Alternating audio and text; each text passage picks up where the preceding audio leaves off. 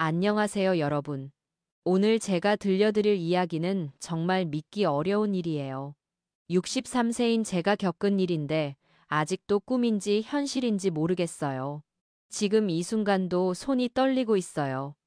제 평생을 바쳐 키운 아들이 저를 어떻게 배신했는지, 그리고 5년 후 어떤 기적 같은 일이 일어났는지 말이에요. 혹시 여러분 중에 자식을 위해서라면 목숨도 바칠 수 있다고 생각하시는 분 계신가요? 저도 그랬거든요. 그런데 그 사랑이 독이 될 줄은 몰랐어요. 제 아들 정필이가 저를 길거리로 내몰고 저희 집까지 팔아버릴 줄은 꿈에도 몰랐죠. 지금부터 들려드릴 이야기는 제가 직접 겪은 일이에요.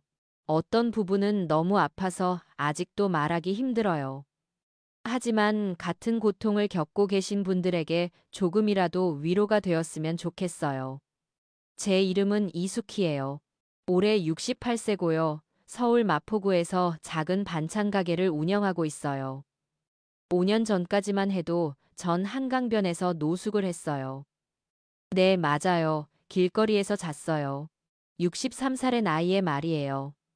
어떻게 이런 일이 생겼는지, 그리고 어떻게 다시 일어설 수 있었는지 차근차근 들려드릴게요. 준비되셨나요? 저는 28살의 남편을 잃었어요.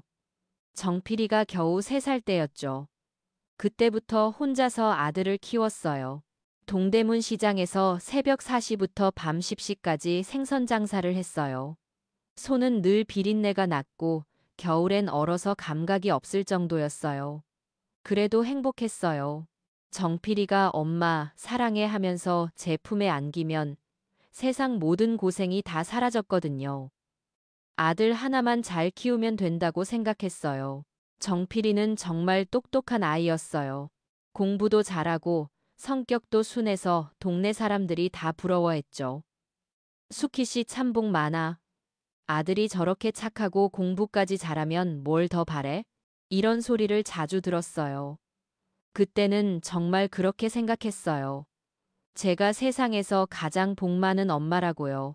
정필이가 대학에 들어갈 때까지 전 정말 열심히 살았어요.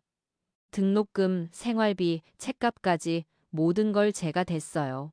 저는 한 끼를 굶어도 아들만은 굶기지 않으려고 했죠. 엄마, 나 때문에 너무 고생하시는 거 아니에요? 가끔 정필이가 이렇게 말할 때면 제가 뭐라고 답했는지 아세요? 무슨 사업 말씀이세요? 저희는 정필 씨와 어떤 사업도 한 적이 없는데요.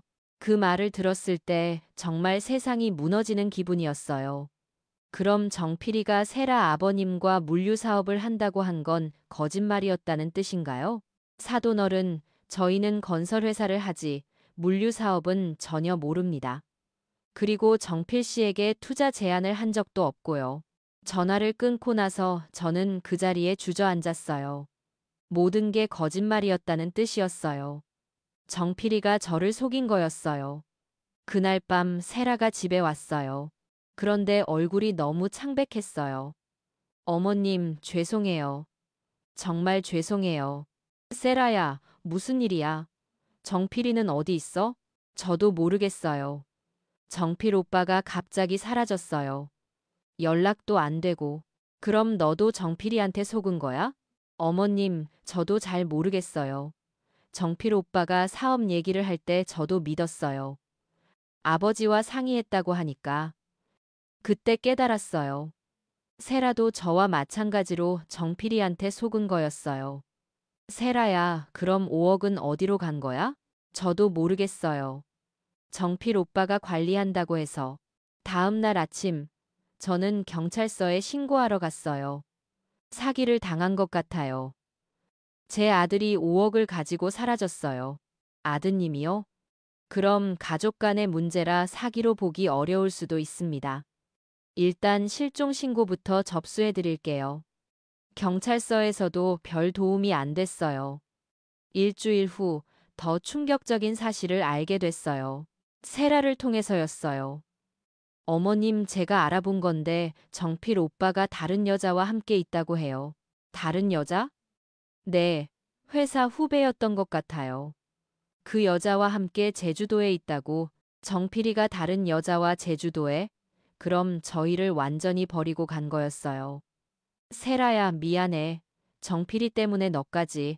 어머님이 뭘 잘못하셨어요. 저도 속은 거예요. 그때부터 세라와 저는 함께 정필이를 찾아다녔어요.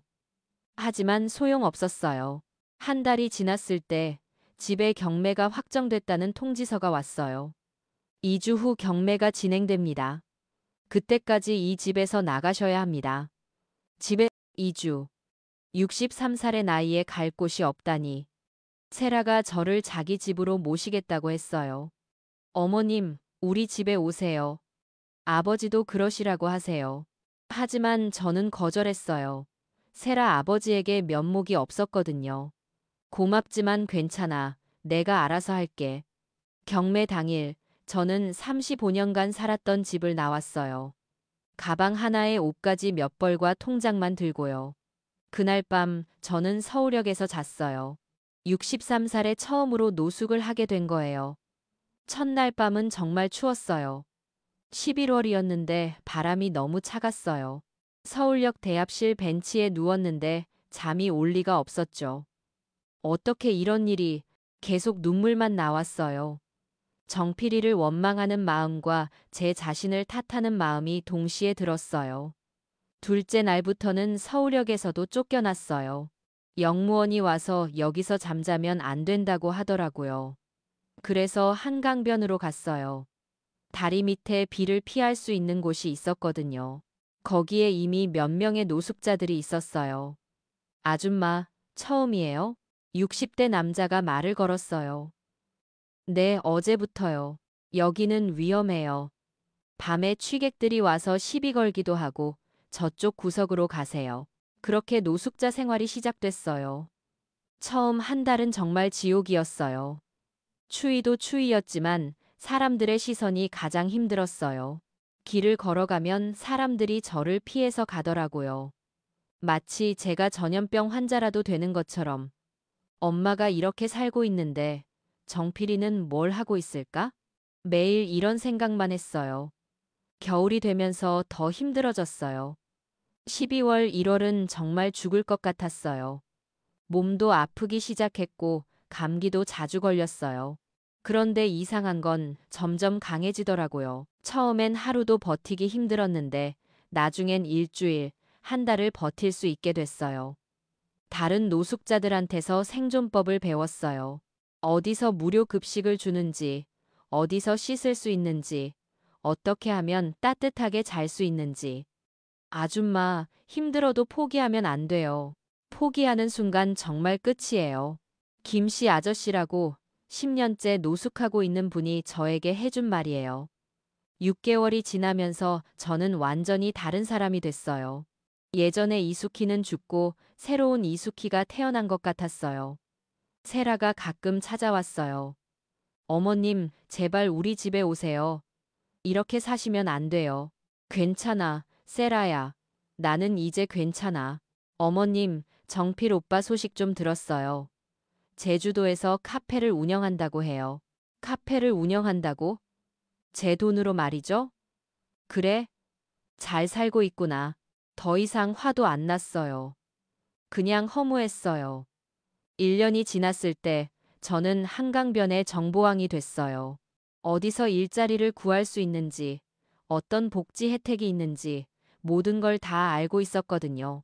다른 노숙자들이 저에게 조언을 구하러 왔어요. 수키 누나, 요즘 공사판에서 일용직 구한다던데 어디예요? 동대문 쪽에 가봐. 아침 6시에 가면 일 있을 거야. 저는 가끔 일용직 일도 했어요. 공사장에서 청소하거나 전단지 돌리거나. 그래서 조금씩 돈을 모았어요. 2년째가 되면서 저는 작은 목표를 세웠어요. 다시 일어서자고. 정필이를 위해서가 아니라 저 자신을 위해서. 그때부터 폐지를 줍기 시작했어요. 하루에 1만 원, 2만 원씩 벌었어요. 적은 돈이지만 제 힘으로 번 돈이었어요. 3년째 저는 마포구에 있는 쪽방을 하나 얻었어요. 3평도 안 되는 작은 방이었지만 3년 만에 지붕이 있는 곳에서 자게 된 거예요. 그때의 기쁨은 정말 말로 표현할 수 없어요. 제 공간이 생긴 거였어요. 4년째에는 쪽방촌에서 작은 일을 시작했어요. 다른 주민들 심부름을 해주고 시장 일도 도와주고 사람들이 저를 믿어줬어요. 수키 씨는 정말 믿을만해. 맡긴 일은 꼭 해줘. 그렇게 5년이 흘렀어요. 저는 완전히 다른 사람이 됐어요.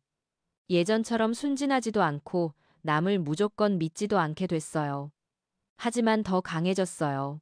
그런데 그 5년 만에 정말 예상치 못한 일이 벌어졌어요. 어느 날 오후 쪽방에서 쉬고 있는데 누군가 문을 두드렸어요. 수키 씨 계세요? 문을 열어봤는데 세라가 서 있었어요. 그런데 5년 전에 그 세라가 아니었어요. 많이 야위었고 옷도 초라했어요. 세라야? 어떻게 여기를? 어머님 죄송해요. 이제야 찾았어요. 세라가 갑자기 무릎을 꿇더라고요. 어머님 정말 죄송해요. 저도, 저도 당했어요. 뭘 당했어? 정필 오빠가, 정필 오빠가 저희 아버지 회사까지 망하게 했어요. 세라의 이야기를 들어보니 정말 믿을 수 없는 일이었어요. 정필이가 세라와 결혼한 것부터가 계획된 일이었다는 거예요. 세라 아버지의 회사를 노리고 접근한 거였대요. 처음부터 계획이었다고? 네, 어머님. 정필 오빠가 저희 회사 정보를 다 빼돌렸어요. 그리고 아버지 명의로 대출을 받아서 모든 돈을 가져갔어요. 세라 아버지의 회사는 2년 전에 파산했고 아버지는 그 충격으로 중풍으로 쓰러지셨다고 했어요. 지금 요양원에 계시는데 말씀도 제대로 못하세요. 세라도 모든 걸 잃었대요. 집도, 차도, 심지어 아버지 병원비를 감당하기 위해 빚까지 지게 됐다고 했어요. 그럼 너도 나처럼, 네, 어머님. 저도 어머님처럼 모든 걸 잃었어요. 그런데 어머님이 어떻게 사시는지 알고 싶었어요. 저도 살아야 하니까요. 세라를 보니까 5년 전에 제가 보였어요. 모든 걸 잃고 절망에 빠진 모습이요. 세라야, 들어와. 그날 밤 세라와 저는 밤새 얘기했어요. 정필이가 어떻게 우리를 속였는지, 어떻게 살아남았는지. 어머님, 정필 오빠가 지금 어디 있는지 아세요? 아니, 모르겠어. 너는 아니? 제가 사립탐정을 고용해서 알아봤어요. 지금 부산에서 펜션을 운영한다고 해요. 그 여자랑 같이요. 부산에서 펜션을? 우리 돈으로요? 그리고 또 다른 여자를 만나고 있다고 해요. 이번에는 의사 집 딸이래요. 또 다른 여자를 속이고 있다는 뜻이었어요. 어머님, 저는 복수하고 싶어요. 세라의 눈에 분노가 가득했어요. 복수? 네. 정필 오빠한테 당한 만큼 갚아주고 싶어요. 어머님도 그렇게 생각하지 않으세요?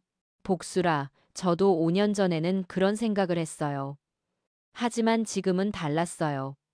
세라야, 복수해봤자 우리 잃은 건 돌아오지 않아. 하지만 다른 사람이 또 당하고 있어요. 그 의사 딸도 어머님이나 저처럼 될 거예요. 맞는 말이었어요. 정필이를 그대로 두면 다른 사람들이 또 당할 거였어요. 그럼 어떻게 할 거야? 제가 계획이 있어요. 정필 오빠의 약점을 다 알고 있거든요. 세라의 계획은 정교했어요. 5년 동안 정필이를 추적하면서 모든 걸 조사했더라고요. 정필이가 어떻게 사기를 치는지, 누구와 거래하는지, 어떤 불법적인 일을 하는지까지. 어머님, 정필 오빠가 탈세도 했어요. 그리고 대출 사기도 여러 번 했고요. 증거도 다 있어요. 증거까지 있다고? 어떻게 그런 증거를?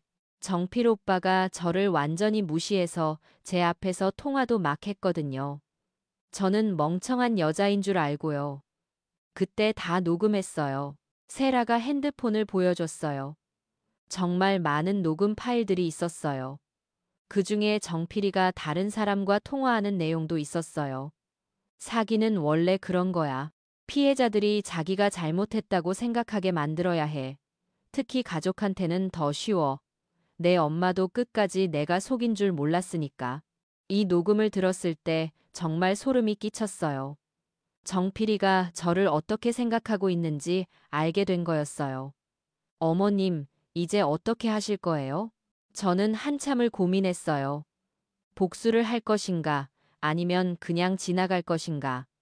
그런데 세라의 말이 계속 생각났어요. 다른 사람들이 또 당할 거라는 말이요. 세라야, 내 계획을 자세히 말해봐. 그날부터 저와 세라는 함께 준비했어요.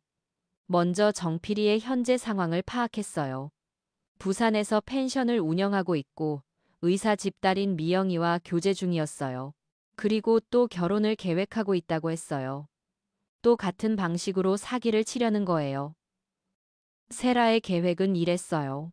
정필이가 미영이와 약혼식을 하는 날 모든 걸 폭로하자는 거였어요. 약혼식에 하객들이 많이 올 거잖아요.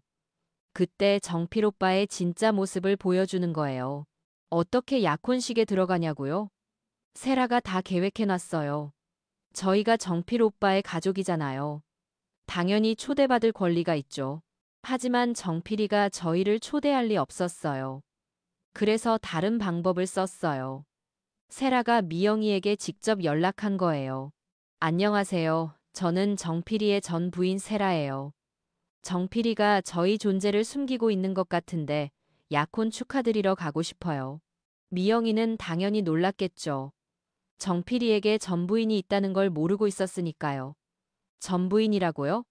정필 오빠는 결혼한 적 없다고 했는데, 네, 정필이가 그렇게 말했을 거예요.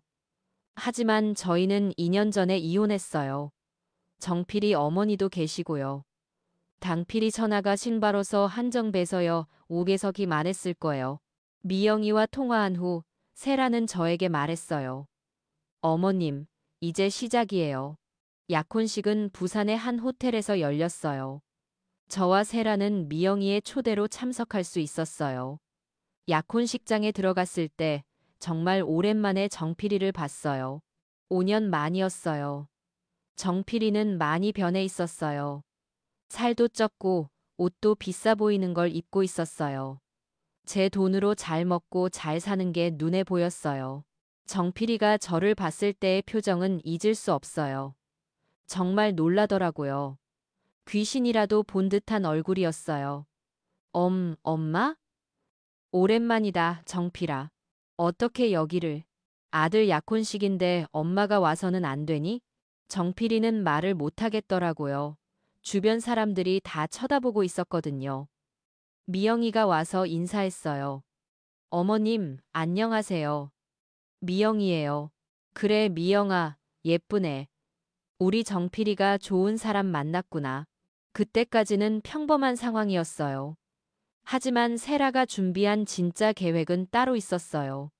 약혼식이 시작되고 신랑 신부가 소개되는 시간이 왔어요. 보통 이런 자리에서는 동영상을 틀잖아요.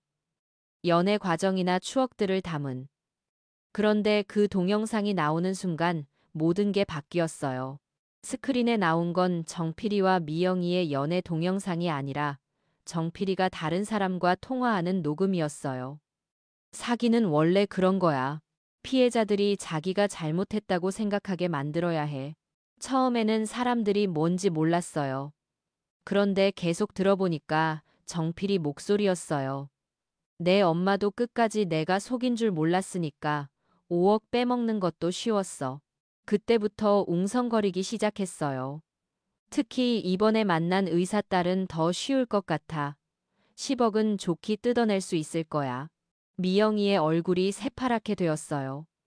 그 다음에는 정필이가 저를 어떻게 속였는지, 세라 아버지 회사를 어떻게 망하게 했는지 다 나왔어요. 사람들이 소란스러워지기 시작했어요. 이게 뭐야? 사기꾼이네? 의사 딸 돈을 노리고 접근한 거야? 정필이는 완전히 당황했어요.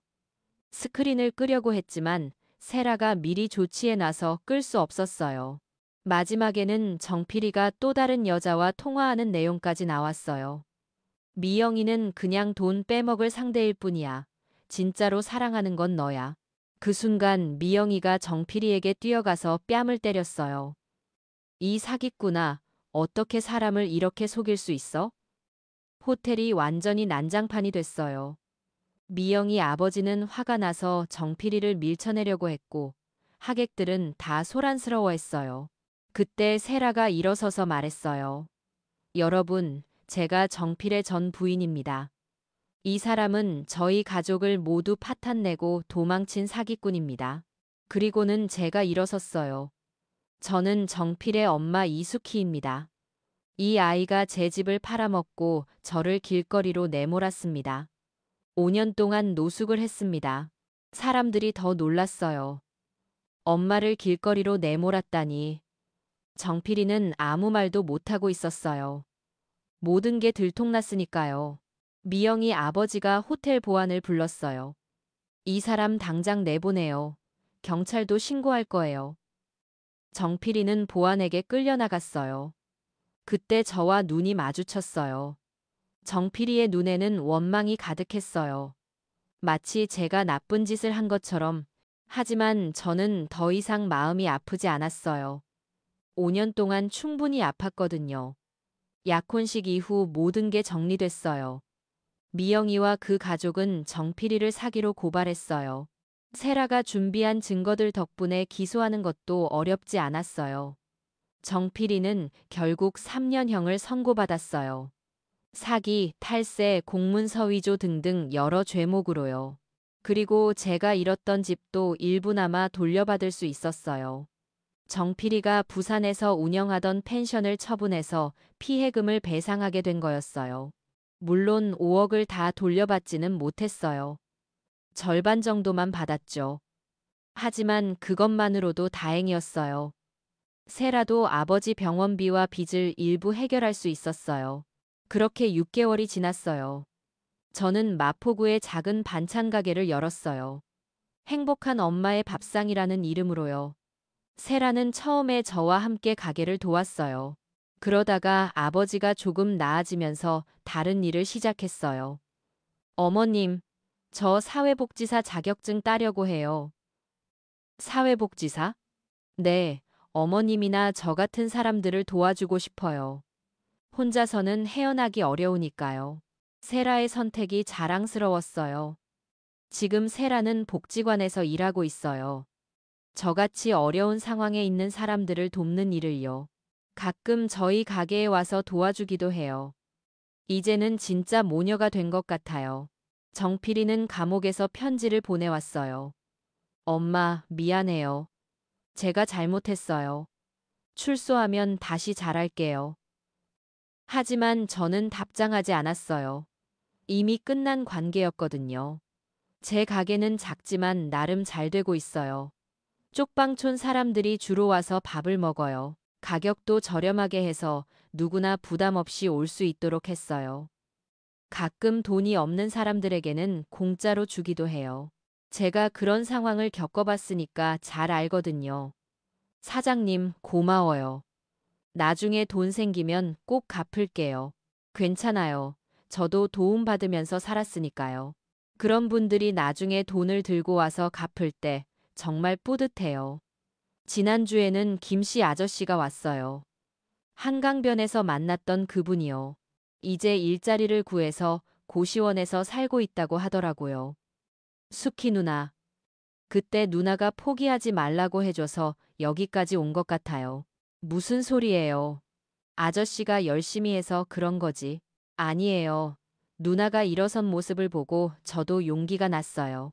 그런 말을 들으면 제가 겪은 고생이 헛되지 않았다는 생각이 들어요.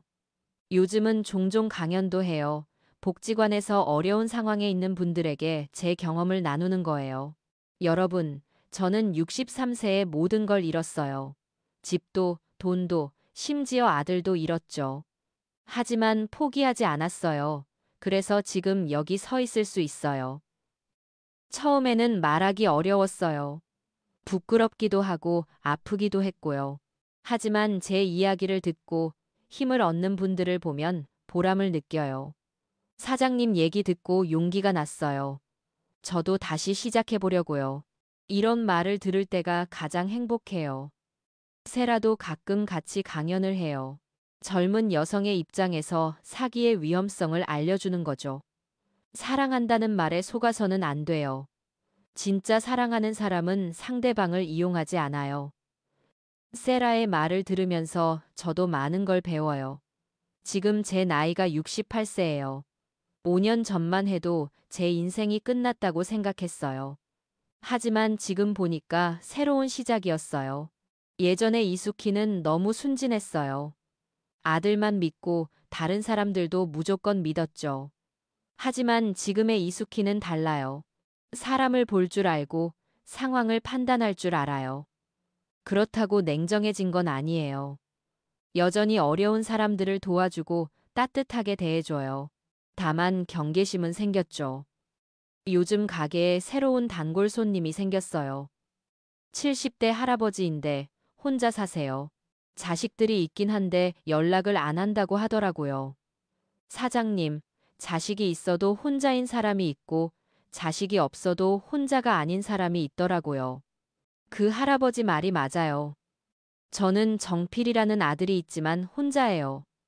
하지만 세라가 있고 가게에 오는 사람들이 있어서 외롭지 않아요. 혈연이 전부가 아니라는 걸 이제야 알겠어요.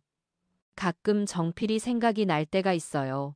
특히 다른 가족들이 화목하게 식사하는 모습을 볼 때요. 만약에 그때 정필이가 다른 선택을 했다면 어땠을까? 하지만 이런 생각은 오래 하지 않아요. 이미 지난 일이고 바꿀 수 없는 일이니까요. 대신 지금을 더 소중히 여기려고 해요. 오늘 하루를 어떻게 보낼지, 누구에게 도움이 될지 생각하면서요. 어제는 세라가 좋은 소식을 가져왔어요. 어머님, 저 결혼해요. 결혼? 누구랑? 복지관에서 만난 분이에요. 자원봉사자로 오시는 분인데 정말 좋은 분이에요. 세라가 결혼한다니 정말 기뻤어요. 그동안 세라가 연애할 생각도 안 하고 일만 했거든요. 그분 어떤 분인데? 선생님이에요.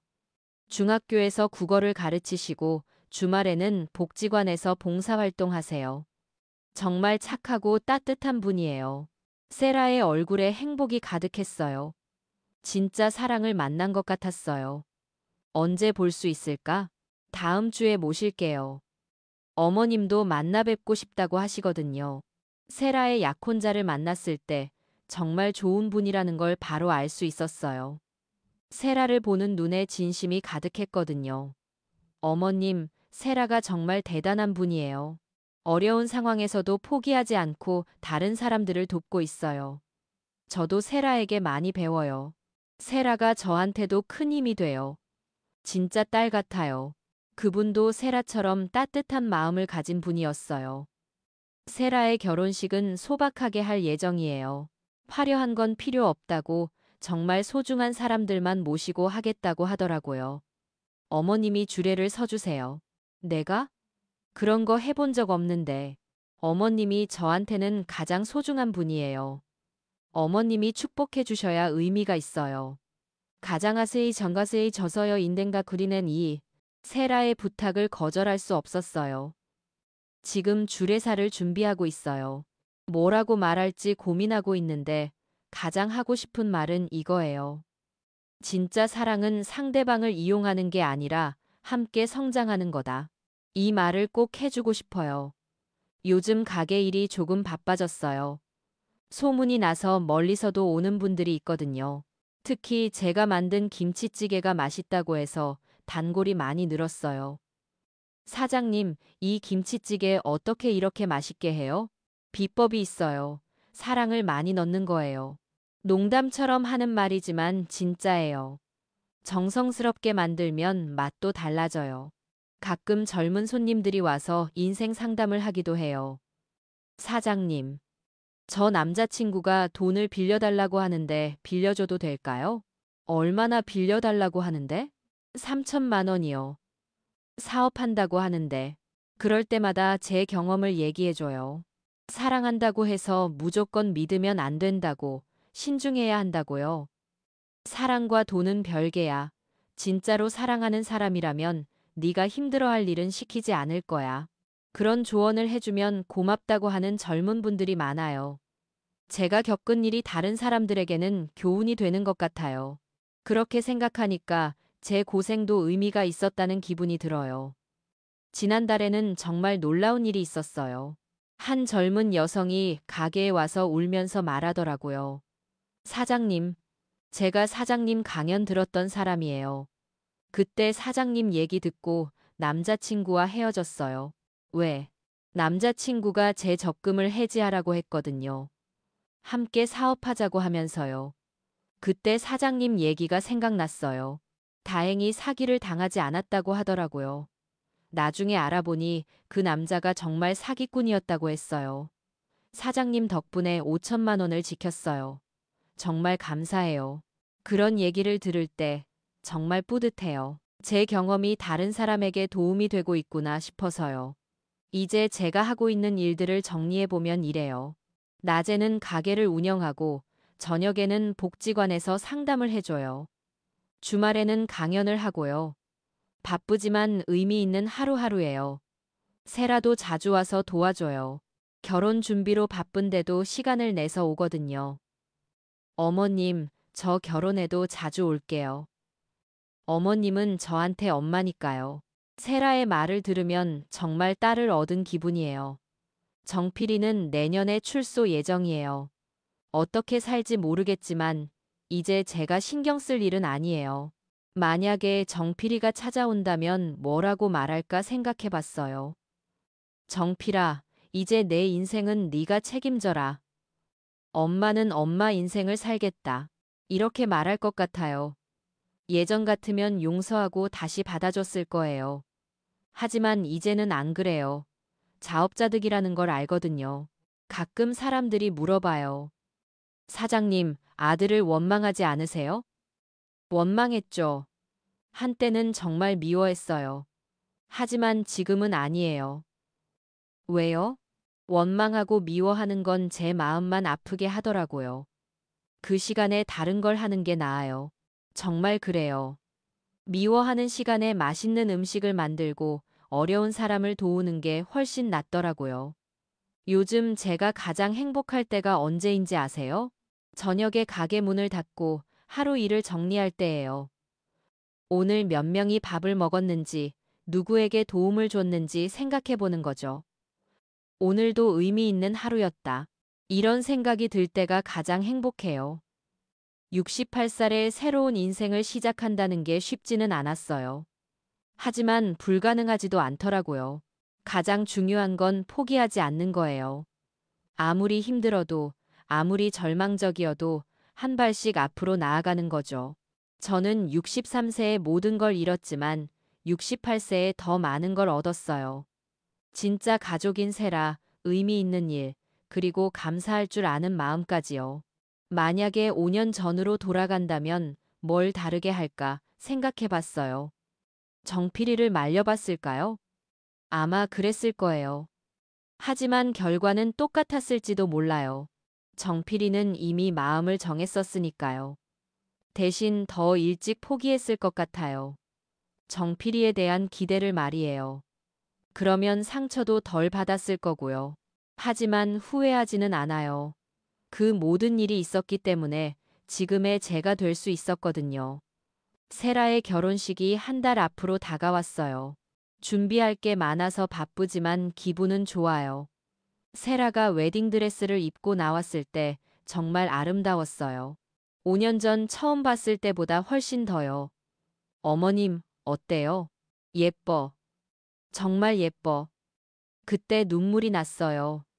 기쁨의 눈물이었어요. 어머님, 울지 마세요. 화장 다 망가져요. 망가져요. 기뻐서 그래. 우리 세라가 이렇게 예쁠 줄 몰랐네. 진짜 딸을 시집 보내는 기분이었어요. 결혼식 당일 정말 많은 사람들이 왔어요. 세라가 복지관에서 도왔던 분들, 가게 단골 손님들까지 주례를 서는 제 손이 떨렸어요. 이런 큰일을 해본 적이 없었거든요. 여러분, 오늘 이 자리에 와주셔서 감사합니다. 목소리도 떨리고 말도 잘 안 나왔어요. 세라와 민수 씨, 진짜 사랑이 뭔지 알고 있는 분들이에요. 서로를 이용하거나 속이는 게 아니라 함께 성장하려고 노력하는 분들이에요. 제가 하고 싶었던 말을 다 했어요. 어려울 때 서로 의지하고 기쁠 때 함께 나누는 그런 부부가 되세요. 박수가 터졌어요. 제가 한 줄의 살을 다들 좋아해 주시더라고요. 신랑 신부가 절을 할 때 정말 감동적이었어요. 세라가 저에게 절을 하면서 말했어요. 어머님 정말 감사해요. 어머님이 있어서 제가 여기까지 올 수 있었어요. 그때 또 울었어요. 이번에는 참을 수가 없었어요. 결혼식 후 피로연에서 많은 분들이 축하해 주셨어요. 사장님, 주례사 정말 감동적이었어요. 세라 씨가 정말 행복해 보여요. 그런 말들을 들으면서 정말 뿌듯했어요. 신혼여행을 떠나는 세라를 배웅하면서 한 가지 깨달은 게 있어요. 가족이라는 건 피로만 이어지는 게 아니구나. 마음으로도 이어질 수 있구나. 세라와 저는 피 한 방울 섞이지 않았지만 진짜 모녀가 됐어요. 서로를 진심으로 아끼고 사랑하니까요. 반면에 정필이와 저는 피를 나눈 모자지만 이제는 남남이에요. 서로를 배신하고 상처 줬으니까요. 가족의 진짜 의미를 이제야 알겠어요. 세라가 신혼여행에서 돌아온 후 새로운 제안을 했어요. 어머님, 저희가 어머님 일을 도와드리고 싶어요. 무슨 일을? 어머님이 하고 계신 상담이나 강연 말이에요. 더 많은 사람들에게 도움을 드릴 수 있도록요. 세라의 남편 민수 씨도 교육 전문가라서 강연 프로그램을 체계적으로 만들 수 있다고 하더라고요. 정말 좋은 생각이네. 그런데 내가 할 수 있을까? 물론이에요, 어머님. 어머님의 경험과 지혜가 많은 사람들에게 필요해요. 그렇게 해서 새로운 프로젝트가 시작됐어요. 희망의 밥상이라는 이름으로 강연과 상담, 그리고 요리 클래스까지 하는 거예요. 요리를 가르쳐 주면서 인생 상담도 해주는 거죠. 요리는 마음이에요. 정성을 다해서 만들면 맛도 좋아지고 먹는 사람도 행복해져요. 인생도 마찬가지예요. 첫 수업에 온 분들이 정말 좋아하셨어요. 사장님, 김치찌개 만드는 법도 배우고 인생 이야기도 들으니까 정말 좋네요. 다음에 또 올게요.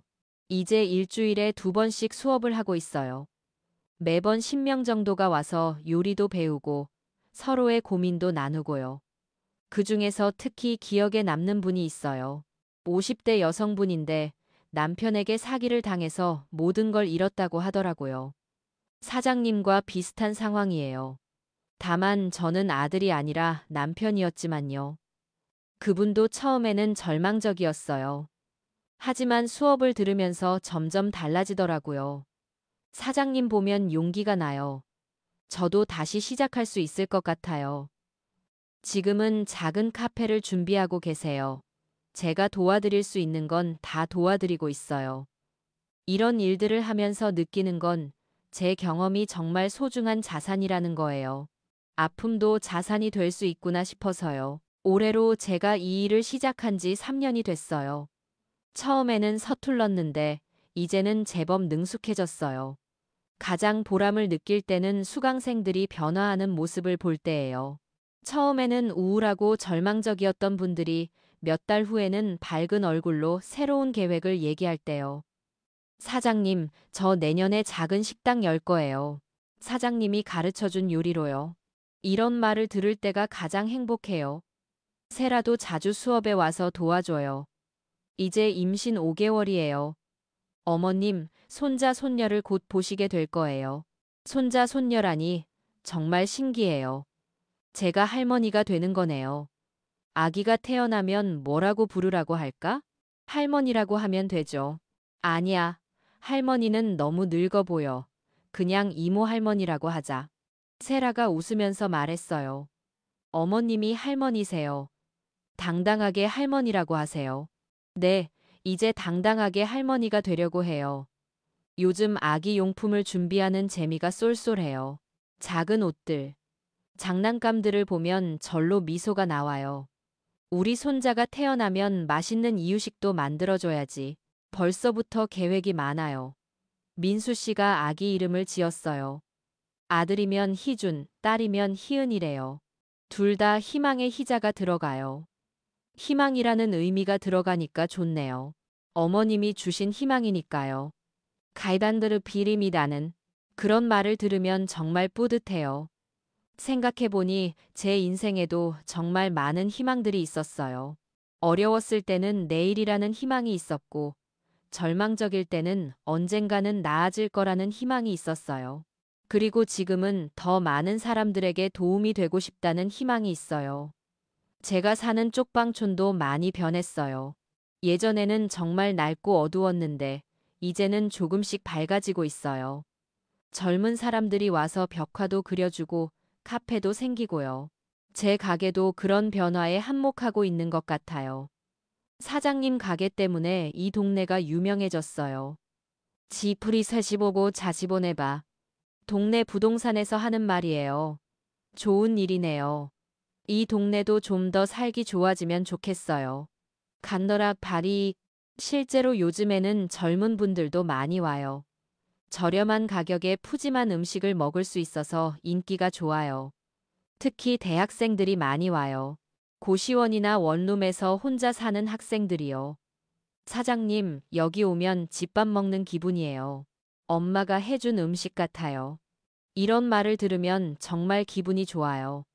제가 누군가의 엄마 역할을 하고 있다는 기분이 들어서요. 가끔 그런 학생들 중에 어려운 상황에 있는 친구들이 있어요.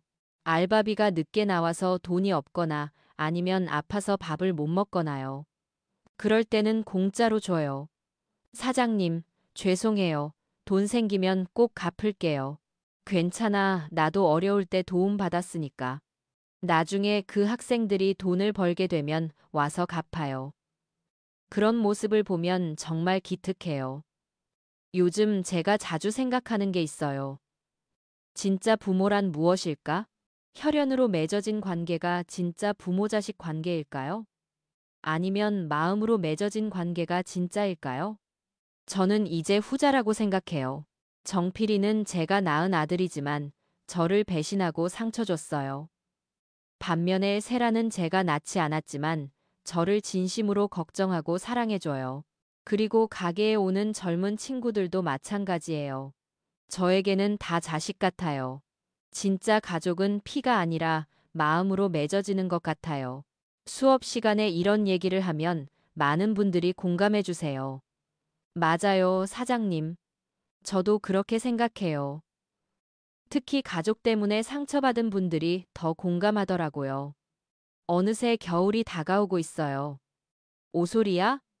엄마는 너 하나만 잘 되면 그게 다야.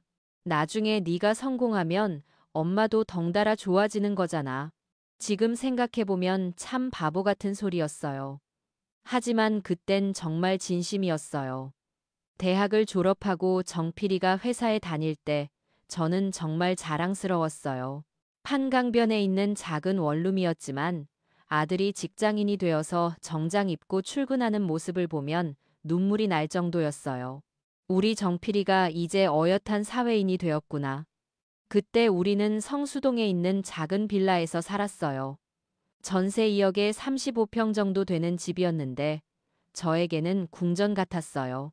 그 집을 마련하기 위해 20년간 모은 돈을 다 쏟아부었거든요. 정필이는 마케팅 회사에서 일했어요.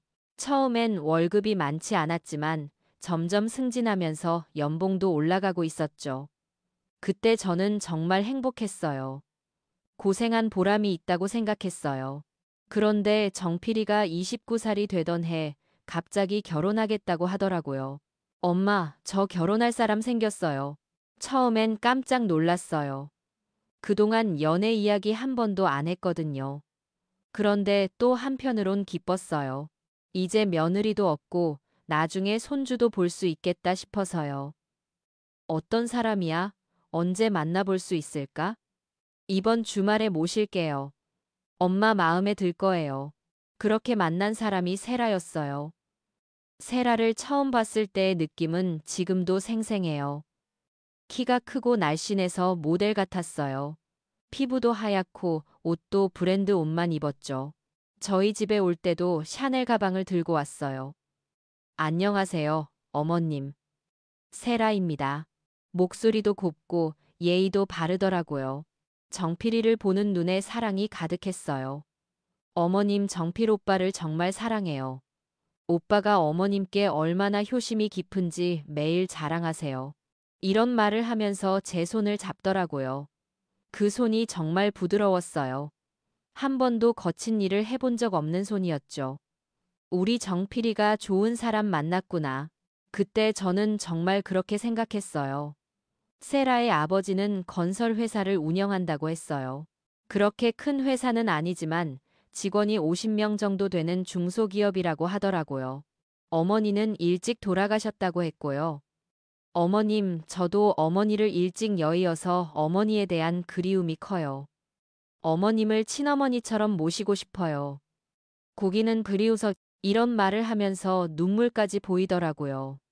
저는 완전히 넘어갔어요. 결혼 준비를 하면서도 세라는 정말 착했어요.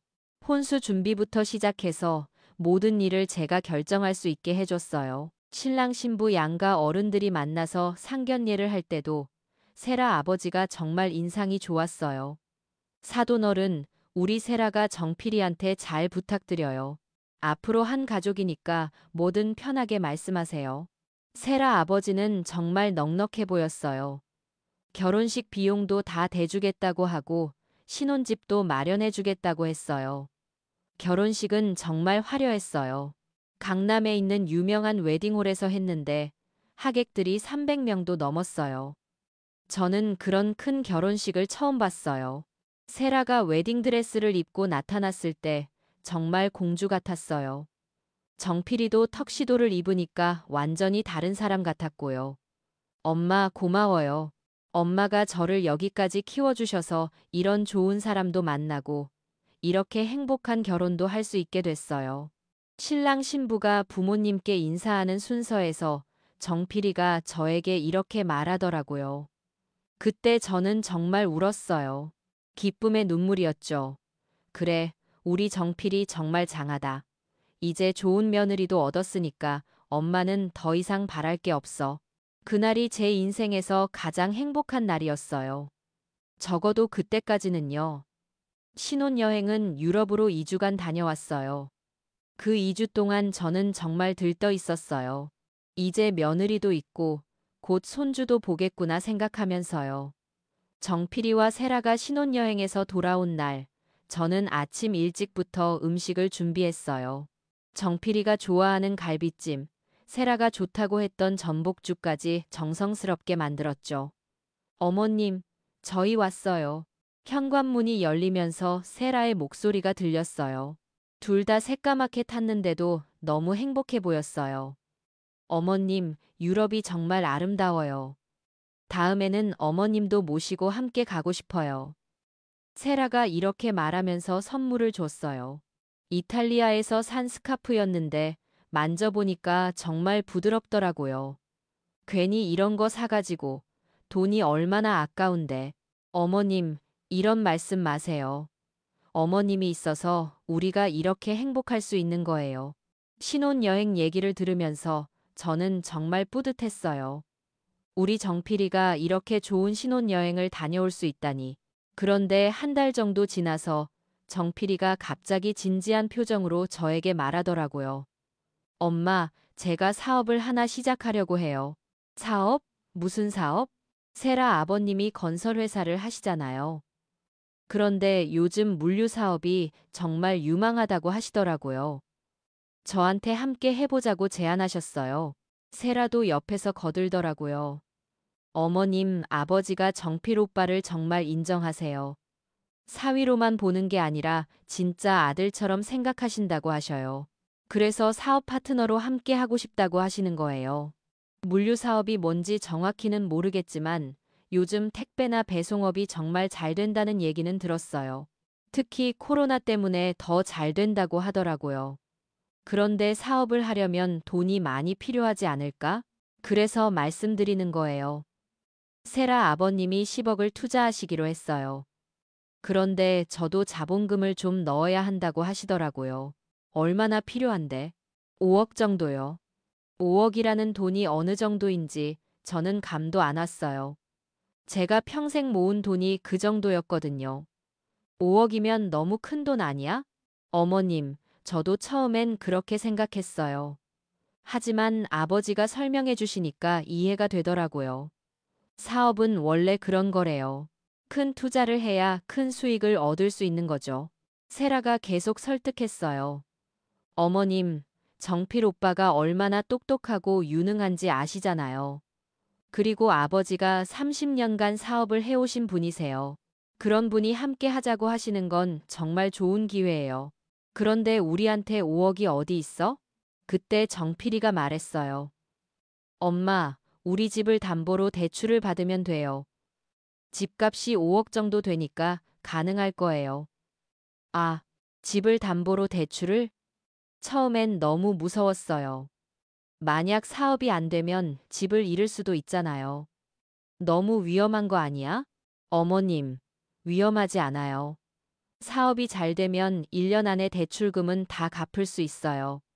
그리고 그 후에는 매달 몇 천만 원씩 수익이 날 거예요. 세라의 말에 정필이도 거들었어요. 엄마, 저 혼자 결정하는 게 아니에요. 세라 아버님이 함께 하시는 거잖아요. 그분이 30년 사업 경험이 있으시니까 믿어도 될 것 같아요. 그렇게 일주일 정도 고민했어요. 정필이와 세라는 매일 저를 설득했죠. 어머님, 이런 기회는 흔하지 않아요. 정필 오빠 같은 젊고 유능한 사람한테 이런 제안을 하는 건 정말 대단한 거예요. 엄마, 저를 믿어주세요. 이번 기회로 저희가 정말 잘 살 수 있게 될 거예요. 엄마도 더 이상 일하지 마시고 편하게 쉬실 수 있게 해드릴게요. 결국 저는 마음을 정했어요.